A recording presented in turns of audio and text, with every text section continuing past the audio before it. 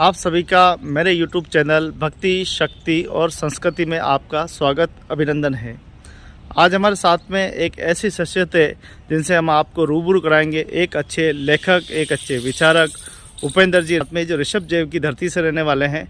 और आपको आज बता दें कि आज प्रसिद्ध नाटक कलाकार स्वर्गीय देवीलाल जी सांबर साहब की स्मृति में 3 दिवसीय ये संगोष्ठी कार्यक्रम चल रहा था। उसी दौरान एक छोटी सी बात आपके एक जुबान पे छलक कर आई और उसी बात गुजारिश करूँगा कि आपने एक बहुत ही सुंदर वर्णन किया था जस्मा ओडन के बारे में।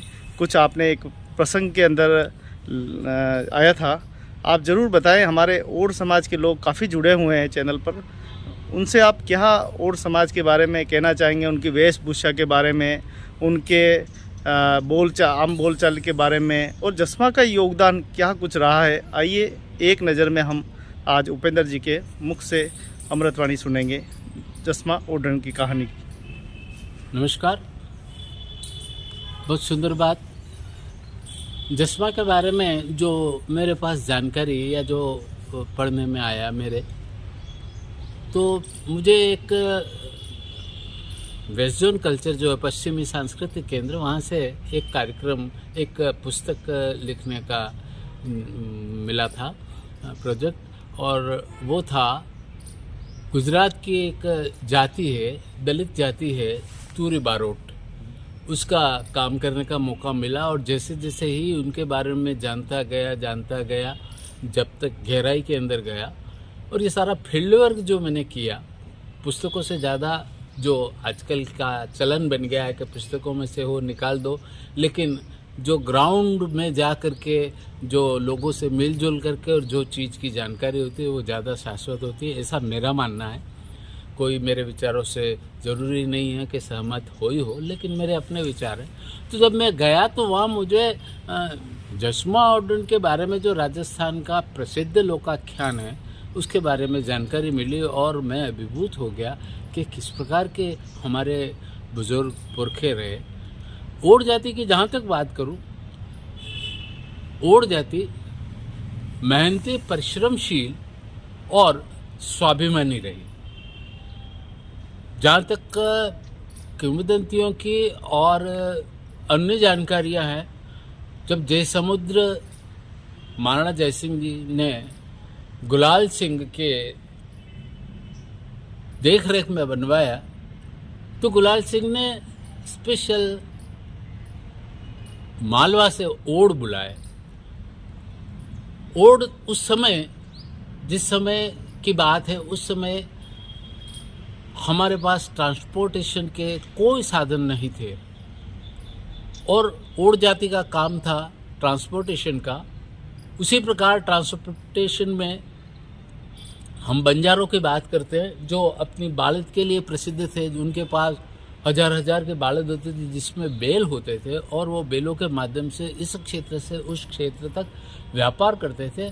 उसी प्रकार ओड जाति जो है वो गधों के माध्यम से उसके ऊपर गुणता जिसे कहते हैं हम, वो लगा करके और उसके अंदर ईंटें, पत्थर, रेती भर करके और एक स्थान से दूसरे स्थान पर पहुंचा करके और अपनी आजीविका चलाता था।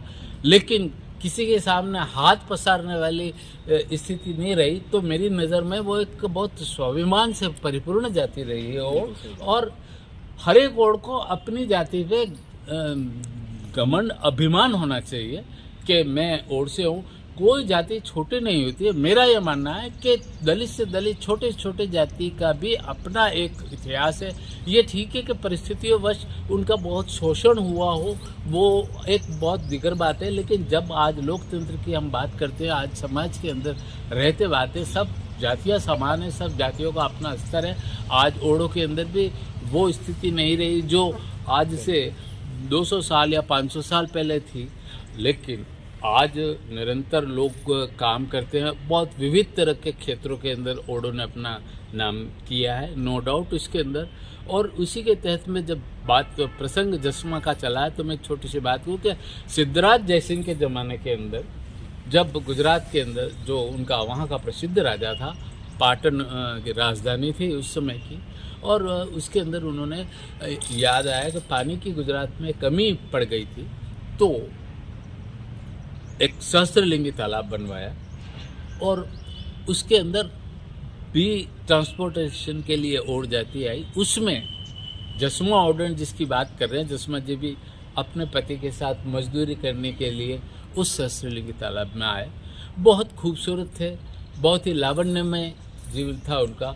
तो एक बार निरीक्षण करते करते, काम करते हुए मजदूरों को देखते हुए चश्मा पर सिद्धराज जयसिंह की नज़र पड़ी और उसकी खूबसूरती को देखकर वो मोहित हो गया और उन्होंने प्रस्ताव भेजा कि तुम मेरे पास आ जाओ, महलों में रहो, मैं तुम्हें बहुत कुछ दूंगा, इस मजदूरी में क्या रखा है। लेकिन वो बहुत ही धार्मिक विचारों की और पतिव्रता स्त्री थी। उन्होंने बड़े विनय भाव से राजा जी के इस प्रस्ताव को ठुकराया और उन्होंने कहा कि मैं अपने पति के अलावा और किसी पर पुरुष की कल्पना भी नहीं कर सकती। बाकी कैसे भी है, मैं मजदूरी करती हूँ अपने पति के साथ और इसका मुझे अपने आप में गौरव है और इसलिए मुझे आप माफ़ कर दीजिए। लेकिन राजा था और राजा को सारे ही गुनाह माफ़ थे। ऐसी स्थिति के अंदर निरंकुशता की जो सीमा थी उसको तोड़ करके और बार बार प्रस्ताव जाते रहे और बार बार उन्होंने हठधर्मिता से मना कर दिया, बिल्कुल ही मना कर दिया। तब क्रूर राजा ने उनके पति की हत्या करवा दी कि हत्या होने के बाद ये अकेली रह जाएगी तो कहाँ जाएगी, आना मुझे मेरे पास है, भावना सिर्फ ये थी। लेकिन उस सती स्त्री ने उस सहस्त्रलिंगी तालाब जहाँ बन रहा था उसके मैदान में जा करके, ठीक बीच में जा करके, और ये इतिहास बताता है कि वहाँ अपने पति के साथ जल मरी। और उसने जाते जाते ये श्राप दिया कि इस तालाब के अंदर पानी नहीं ठहरेगा, और ऐसा ही हुआ।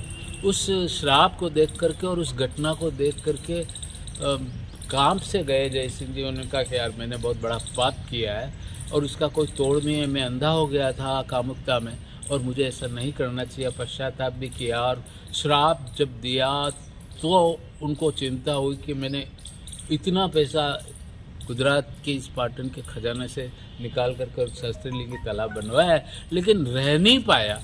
तब इस प्रकार की स्थिति हुई कि मैं क्या किया जाए, इसको रखने के लिए क्या किया जाए। और उन्होंने ज्योतिषियों से या जो भी दूसरे काम वहाँ के थे उस समय, उन्होंने ये कहा, तो एक तोड़ निकाला कि इसका परिष्कृत तब हो सकता है कि जब कोई 32 लक्षणा पुरुष स्वेच्छा से, जोर जबरदस्ती नहीं, स्वेच्छा से अपना इस तालाब की पाल में बलिदान दे। साहब खुद राजा 32 लक्षणा था, उसने कहा कि नहीं, मैं हूँ, खुद स्वयं हूँ और मैं स्वेच्छा से प्रजा की भलाई के लिए बलिदान देने के लिए तैयार हूँ। तो मंत्री लोगों ने कहा कि आप दे दोगे, ये बात तो ठीक है, लेकिन फिर ये सारा जो आपने इतनी मेहनत से किया उसको कौन देखेगा, उसको कौन जानेगा। तो उन्होंने पूरे, हम हैं तो हमारी सेना है, पूरे गुजरात में पता करना, आप अकेले नहीं होंगे, दूसरे भी बहुत सारे होंगे, उनसे निवेदन करेंगे और इसका हल निकलेगा। तो कुछ दिनों के लिए बात टल गई, लोग बाग ढूंढने गए तो पूरे गुजरात में घूमे। तो ध्रांगध्रा जो है गुजरात के अंदर, ध्रांगध्रा करके जगह है, वहाँ एक दलित मेघवाल जाति में था, वीरभाई नाम का व्यक्ति। वो 32 लक्षणा था और वो घर पे था नहीं, पिता ने कहा हाँ मेरा बेटा 32 लक्षणा है और ऐसी ऐसी बात है। वो जैसे आया और उन्होंने ये कहा कि आपको ऐसा ऐसा करना है और इसलिए करना है, तो उसने स्वीकृति दे दी, पर उसने कहा कि मेरी कुछ शर्तें हैं तो मैं दूं। और उन्होंने कहा कि ये सारी शर्तें राजा को बताना, ज़बरदस्ती कुछ है नहीं, आप दोगे, स्वेच्छा से दोगे और प्रजा के भलाई के लिए दोगे। तो अब आपको मैं एक बात ये कहना चाहता हूँ कि दलित समाज जिसको है समझाता है, वो भी राष्ट्र की रक्षा के लिए, अपनी भूमि की रक्षा के लिए, अपनी गुजरात की रक्षा के लिए बलिदान देने के लिए तैयार हो गया। ये उस मेघवाल जाति के लिए गौरव का विषय था कि जहाँ हम एक तरफ इन लोगों को काफ़ी नीचा ऊंचा समझते हैं, ये ऊंच नीच आज के इस युग में चलता नहीं है। तो मैं तो सिर्फ जसमा ऑर्डन, ये बहुत बड़ा किस्सा है, लंबा किस्सा है, फिर किसी समय बात कहेंगे, लेकिन जसमा जी ने दिया वो पूरे ओड जाति के लिए एक गर्व का विषय है। और जहाँ ओड समाज ने जयसमंद की पाल पे जो काम किया और जितना काम किया, जिसकी वजह से आज एशिया की एक महान झील के रूप में जयसमुद्र को जाना जाता है, तो वहाँ इनके इस सहयोग को भी नहीं नकारा जा सकता। ट्रांसपोर्टेशन के युग में इसने बहुत ज़्यादा अधिकतर काम किया है। और यहाँ अगर जयसमंद की पाल पर अगर जसमा जी का एक मूर्ति भी लगती है तो वो इस ओड जाति के लिए बड़ा गर्व का विषय होगा। आपने मुझे इतनी देर सुना, उसके लिए बहुत बहुत धन्यवाद। एक चीज़ और पूछनी थी कि आपने जो कल्पना की है, थोड़ा जसमा जी के वेशभूषा, उनकी शरीर के बारे में थोड़ा वर्णन कीजिए कि आखिर कैसी रही होगी। शारीरिक, देखिए आपका प्रश्न वाजिब है। शारीरिक सुंदरता की बात तो यह है कि वो सुंदर थी तभी राजा मोहित हुआ। अगर सुंदर नहीं होती तो बहुत सारे मजदूर काम कर रहे थे। इतने सारे मजदूरों के बीच में, इतने सारे ओड़ों के बीच में उन्होंने जसमा जी का चुनाव ही क्यों किया? इसलिए किया। और वो कामुक क्यों हुए? क्योंकि वो बहुत अत्यंत रूपवती और खूबसूरत थी।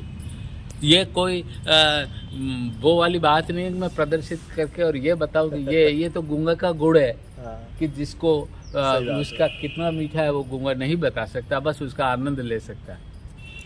लगभग इस बात को 300 साढ़े 300 साल बिल्कुल बीतने आए हैं। बिल्कुल।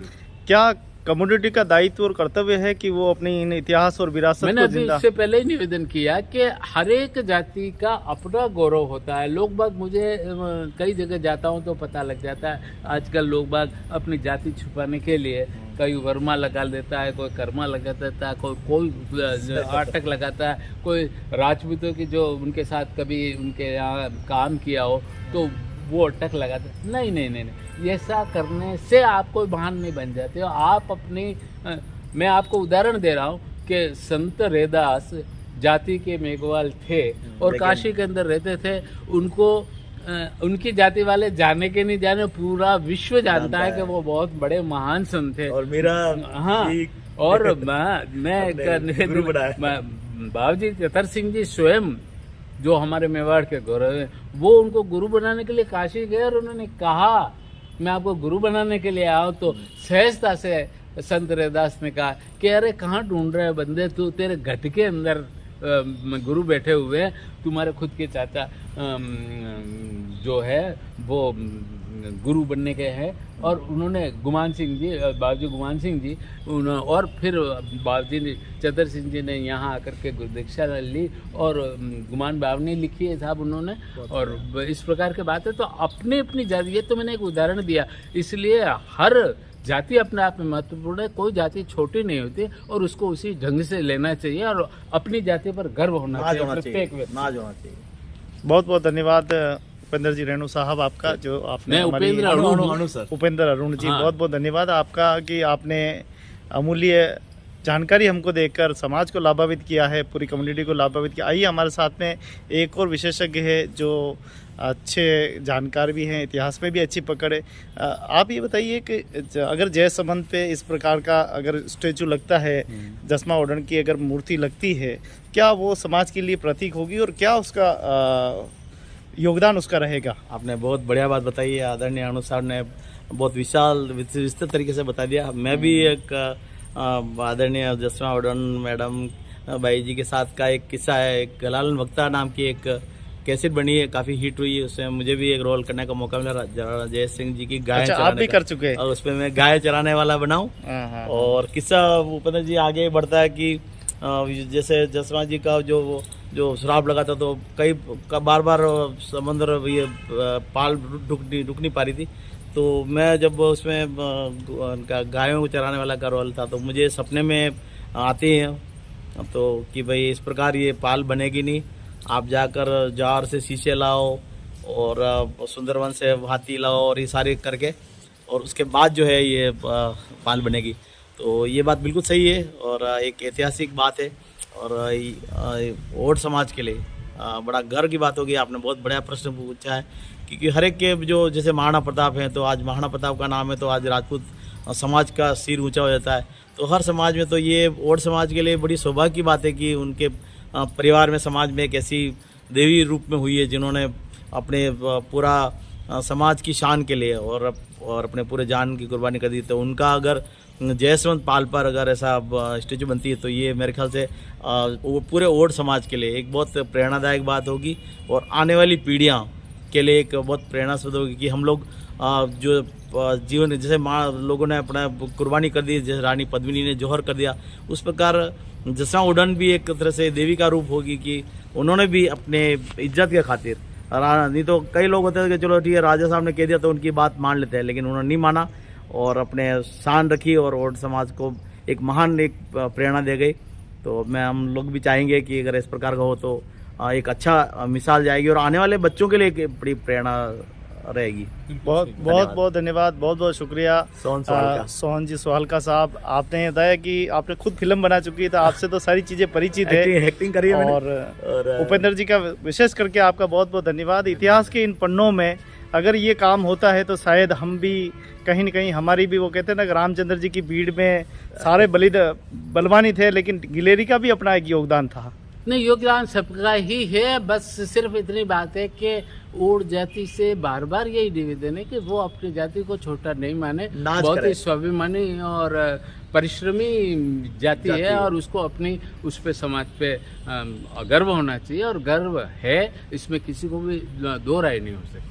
और आपका भी धन्यवाद, आपके चैनल के माध्यम से आपने बहुत बहुत धन्यवाद। इतिहास की एक बहुत अच्छी बात जो अनुसार मैं शायद मैं भी आज पहली बार इतने विस्तृत रूप में जसवा उड़न जी के बारे में सुन रहा हूँ, तो एक ऐसे आपको भी धन्यवाद है कि आपने चैनल में इस बहुत बढ़िया मुद्दा उठाया और सभी से मैं तो ये चाहता हूँ कि इस पे एक डॉक्यूमेंट्री बनना चाहिए जसवा जी के बारे में, और उसके लिए ओड समाज पहल करे और एक ऐसी डॉक्यूमेंट्री में, ताकि आम आदमी को ओड समाज की अन्य गतिविधियों के बारे में भी जानकारी हो सके। बहुत बहुत तो वास्तव में व्यक्ति अगर सकारात्मक सोच और सच्चे भाव से अगर कहीं भी जाता है तो कहते हैं कांटे भी उसके फूल बन जाते हैं। क्या बात है। तो मेरे को भी ऐसा ही मिला है, आज ऐसा ही हुआ है कि मैं आया था किसी और तलाश में, लेकिन या तो मुझे ही अपनी मंजिल मिल गई। बहुत बहुत चाहे वहाँ रहा भाई साहब, और आप मैं पूरा विश्वास है तो कह सकता हूँ कि आपकी अच्छी शुद्ध भावना तो आपको भगवान ने सफलता और आपकी इच्छा पूरी होगी और पूरा ओड समाज एक दिन फक्र करेगा। बहुत बहुत धन्यवाद। वीडियो को ज़्यादा से ज़्यादा शेयर करें, ज़्यादा से ज़्यादा समाज के लोगों तक भेजें और इस सपने को साकार करने के लिए, इस देवी सती माँ के, माँ जसवा उड़न की पहचान के लिए और हमारी समाज की पहचान, और समाज की पहचान के लिए आप भी आगे जरूर आएँ। बहुत बहुत धन्यवाद। बहुत बहुत जय जसमा जी। जय